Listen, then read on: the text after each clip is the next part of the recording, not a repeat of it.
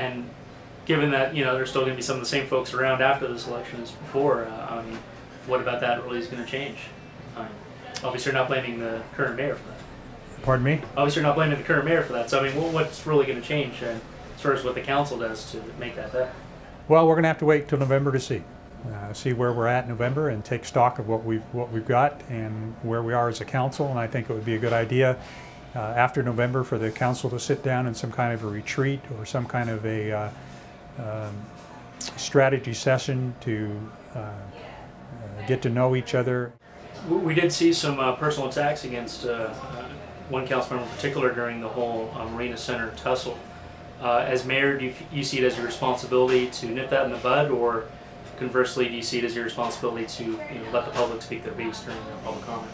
No, that kind of personal attacks, there's no place for it in City Hall in an open session.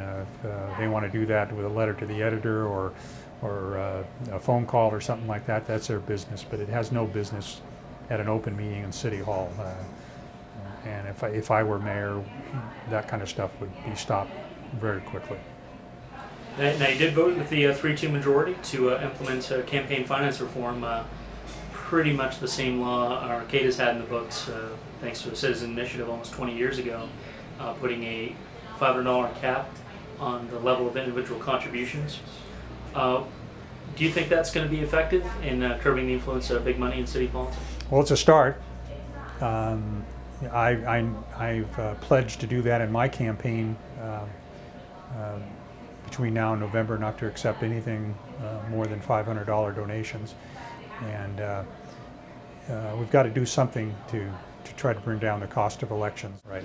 Do you think Eureka kind of needs to just pick one or the other instead of this sort of strange hybrid where the seats are divided up but the elections are citywide? It's, some say, kind of the worst of both worlds as far as the disadvantages of each system.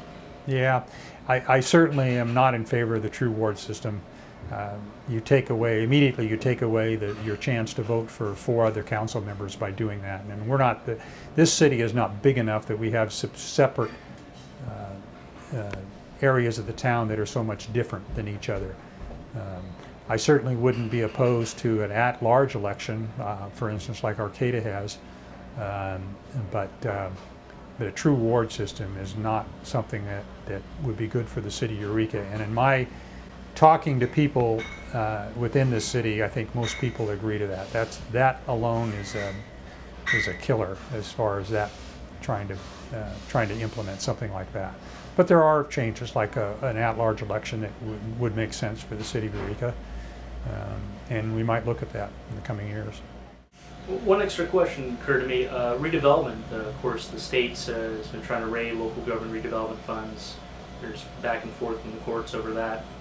Do you think it's a situation where Eureka needs to use it or lose it? And how would you use it further than it already is being used to try to redevelop the blighted areas in town?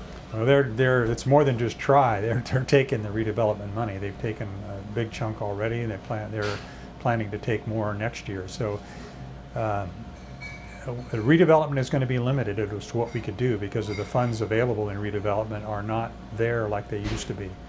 So for the remaining life of the agency, we need to concentrate on projects that will help to increase the possibility of jobs being developed. So that's what my goal will be. All right. Anything else you'd like to say? Nope. Just make sure you vote November 2nd. All right, Mr. Jager, thanks so much for your time. All right.